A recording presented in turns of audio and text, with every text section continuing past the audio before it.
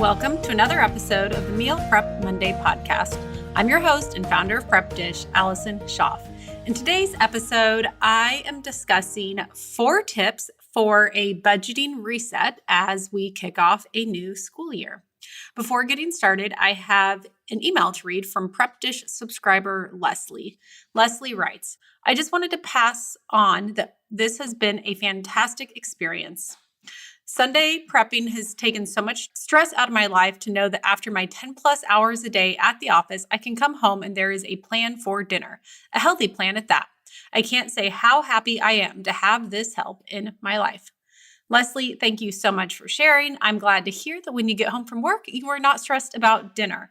That is our goal here at Prep Dish. If you're listening to this and you have not tried out our meal plans and you would like to get to the end of the day and have a healthy dinner planned out for you, prepped, ready to go, just try it out. It's prepdish.com/MPM, short for Meal Prep Monday, for 2 weeks free of our meal plans. You can try out the gluten-free, paleo, super fast, low carb. You get access to all of them. You also have access to our new Instacart links. It's a pre-filled shopping cart, making grocery shopping super quick and easy. Just kind of the cart is done for you. So again, that's prepdish.com/MPM. Okay, so for today's episode, we're in the middle of a bit of a back to school planning theme for the next few weeks, or even just kind of getting into fall. I feel like as summer wraps up, it's always a good time to kind of reflect on things, figure out, what you want the upcoming fall to look at. I like the idea of just a little bit of a reset in different areas of life. And today I'm going to talk about a bit of a kitchen reset where we can, reflect and think about what's working, what's not, specifically when it comes to budgeting in the kitchen. I don't know about all of you, but I have noticed the prices at the grocery store are just going up, up, up. We just got back from a trip and traveling. And, when I travel, we did a lot of Airbnbs, a lot of groceries, and oh my goodness, I feel like the prices have just gone up so much. Okay, so before we get into the budget reset, I just want to do a quick review of the goal of where we're headed with the reset. So the goal is over the school year to implement meal planning and knowing what you're going to eat, having a plan so that when you're buying food at the groceries, you're buying ingredients you're actually going to use. I don't mind buying high quality ingredients and spending some money at the grocery store. I just want to know that my family's going to actually eat those foods, because there's nothing worse than buying a bunch of high quality ingredients and groceries and just having them go to waste. So that's where we're headed, is this, having this meal planning strategy of being able to look at the calendar, write out a plan, write out a grocery list, and have this all work. But as we head into the school year, there's some things that need to happen before that can help us, be in a good place so that when we are meal planning, we're well stocked to support the meal plans. So here I have 4 different tips on ways to do this. I have them written down. I'm just making them a little bigger so I can read them.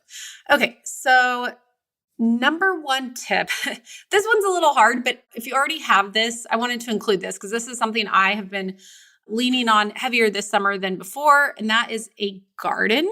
So if you don't have one, something to keep in mind for next year. It's been really nice this year especially, we've had a ton of zucchini. So what I've done is each week on the meal plans, I've swapped out a few of the veggies. Sometimes I'll look at the more expensive veggies. So for example, if there is grilled asparagus to go with the grilled chicken, I will just swap that out for zucchini, which is already in my garden. I have a lot of fresh herbs, so I'm never needing to buy those. Sometimes I'll even just, if it calls for an herb that I don't have, so I don't have parsley, but maybe I'll sub one of the herbs I have, if basil or mint or oregano works, and I'll just swap it with that. So that's helped, and something to think about for upcoming years, if that's something you've done in the past, or maybe I know I have friends that they already have the garden set up, and so maybe for next year, something to consider. Or if you have one, just keep in mind when you're doing your meal plan, remember to put that in there, anything that you have already growing.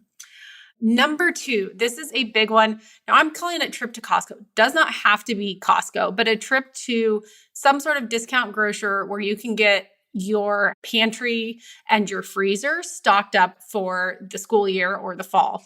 And I made a list of 7 things. I have some Costco episodes. I'll try and link those in this episode as well. But here's 7 things that I would stock up on. They're all like shelf stable or freezer friendly. So it's not like things that are going to go bad in a week, but these are just things that will be nice to have on hand as you go through the upcoming months. So 1, oats. We go through a lot of oats at our house. They're nice to have for breakfast. Nut butters and nuts. Costco's a great place to stock up on those. Those are really good for snacks, but also breakfast options and just adding, some extra flavor and crunch to meals. I love salads, but I really like to have nuts in my salads for that extra crunch. Cheese sticks. So these are technically perishable, but they usually have a pretty long expiration date and something we go through a decent amount at our house. The other thing I have done is bought one of those logs of like Kerrygold cheese and then chopped it up into different blocks, and then I freeze some of it. So that's something I've done as well. Frozen fruit, love to stock up on frozen fruit. Great to put 1 in the oatmeal, but 2 for smoothies or popsicles. Just always good to have extra frozen fruit in the freezer. Same thing with frozen vegetables.